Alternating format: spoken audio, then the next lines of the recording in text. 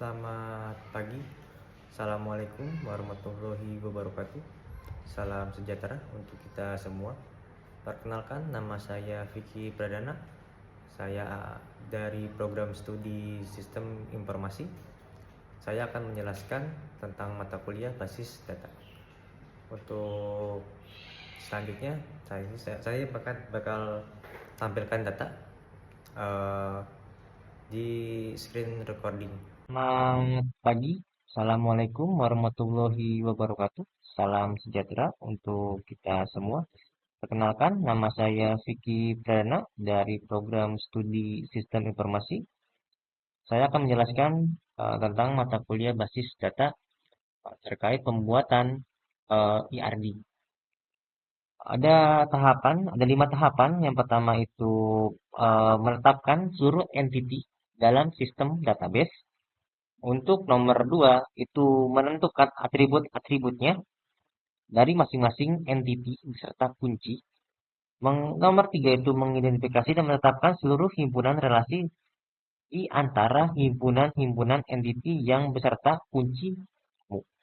Nomor 4 itu menentukan derajat relasi untuk setiap himpunan relasi. Nomor 5 itu melengkapi himpunan entitas dan himpunan relasi dengan atribut-atribut deskriptif. Untuk tabelnya seperti berikut gambar-gambarnya. Untuk gambar-gambarnya pertama ini entity seperti ini. Untuk entity lemah itu digambarkan double segi panjang. Untuk relationship ini seperti belah ketupat. Yang lemah itu di double. Atribut dia berbentuk oval. Untuk multi value atribut itu di double. Untuk atribut primary key itu ada garis bawahnya. Untuk yang garis putus-putus ini seperti itu terangannya itu untuk derived atribut. Untuk gambar seperti ini tidak spesifik, ada tambahan garis dari atas ke bawah ini satu tidak spesifik, dan ada seperti garis tanda panah seperti ini n tidak spesifik. Untuk tambahan satu dan ada lingkaran di sini tuh 0 dan 1. Satu itu satu. Gambar seperti ini ada tambahan 0 dan n, dan gambar seperti ini itu 1 dan n.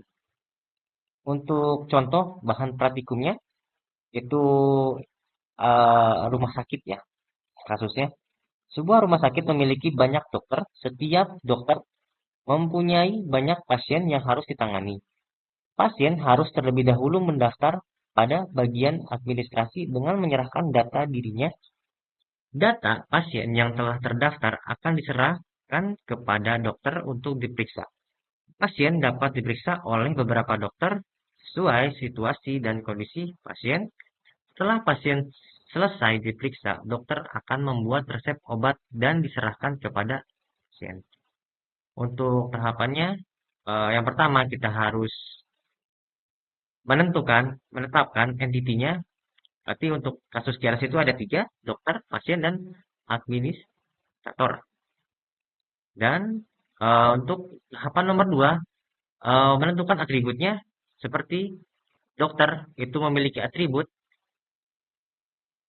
ID dokter, nama dokter, tanggal lahir, alamat dokter, nomor HP, spesialis, dan waktu kerja. Untuk pasien itu ID pasien, nama pasien, alamat pasien, jenis kelamin, dan nomor HP. Untuk administrasi memiliki ID admin, nama admin, dan waktu jaga. Untuk tahapan nomor 3 ini, kita akan membuat tabel ya. Untuk membuat tabel, entity. Dokter akan memeriksa pasien dan dokter akan menyimpan data di administrator. Untuk pasien akan diperiksa oleh dokter dan mendaftar ke administrator. Untuk administrator akan menyerahkan data ke dokter dan akan melayani pasien. Ini ya untuk matriks relasinya. Lanjut untuk tahapan nomor 4 itu menentukan derajat untuk setiap himpunan relasi. Seperti ya ini ada harus dipahami ya teman-teman, berarti ada 1 ke 1, 1 ke banyak, atau banyak ke banyak. Untuk Banyak dokter memiliki banyak pasien, banyak pasien mendaftar pada banyak administrator menyerahkan banyak data kepada banyak banyak dokter dapat memeriksa banyak pasien. Sehingga dalam ringkasan kasus, derajat kardilitas sebagai berikut: dokter dengan pasien adalah M berbanding N, banyak ke banyak. Dokter dan administrator adalah sama, dan administrator ke pasien juga sama, banyak ke banyak. Untuk gambarnya akan saya lanjut di PPT, di PowerPoint. Ini untuk melanjutkan tahapan nomor 4 diagramnya saya munculkan atau tampilkan di PowerPoint. Yang pertama ini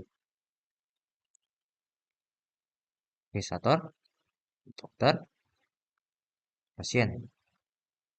Dan administrator akan memberikan data ke dokter, dan pasien akan mendaftarkan ke administrator, dan dokter akan memeriksa pasien.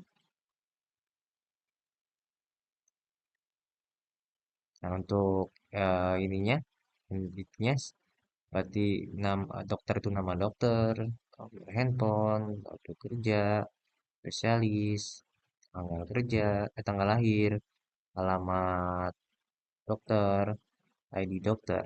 Untuk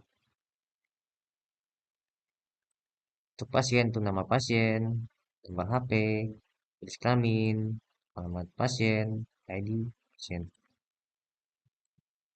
Untuk administrator itu ID admin, nama admin, dan waktu jaga. Teman-teman ya, untuk tahapan nomor,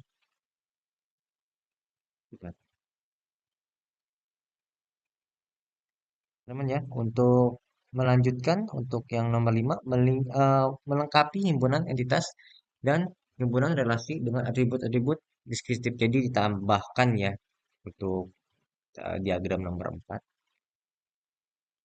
Untuk tahapannya ini seperti ini ya teman-teman.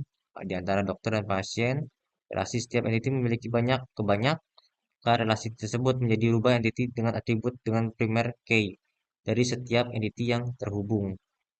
Maka YRD dapat disempurnakan seperti gambar. Untuk gambarnya atau diagramnya nanti bakal saya lanjut di PowerPoint.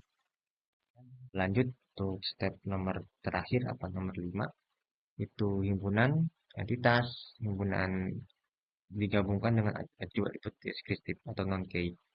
Nah, ini yang tadi sudah saya ini ya, namanya yang sudah saya input diagramnya. Untuk nomor 4, untuk nomor 5 seperti ini teman-teman ya. Nah, ini ada penambahan tuh, ada dokter admin. Nah, admin tuh untuk ininya ID data, namanya ID admin dan ID dokter. Lanjut untuk yang kalau untuk mendaftar untuk dari pasien itu dia ada ID pasien, ID admin, dan ID daftar. Dan dari dokter ke pasien itu ada resep dokter, ada untuk periksa, ID pasien, ID dokter, dan ID. Ya, untuk gambarannya seperti berikut. Dan ini saya lupa menjelaskan tadi yang di poin nomor 4 sudah ada ya. Seperti ini nih. Untuk apa namanya? Ada atribut atau gambar atau seperti ya, seperti penanda ya. Kayak itu garis lurus ini seperti apa, yang ini seperti apa, itu ada.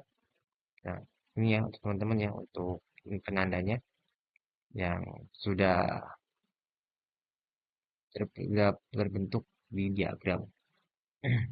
Ini pun juga ada artinya ya teman-teman, mungkin bisa namanya ada di, saya jelaskan di poin tahap-tahapan cara pembuatan PRD. Itu teman-temannya untuk apa namanya, untuk eh, penjelasan dari saya. Ya, mungkin cukup untuk penjelasan dari saya. Terima kasih. Mungkin mohon maaf kalau penjelasan saya kurang dimengerti, mohon dimaklumi.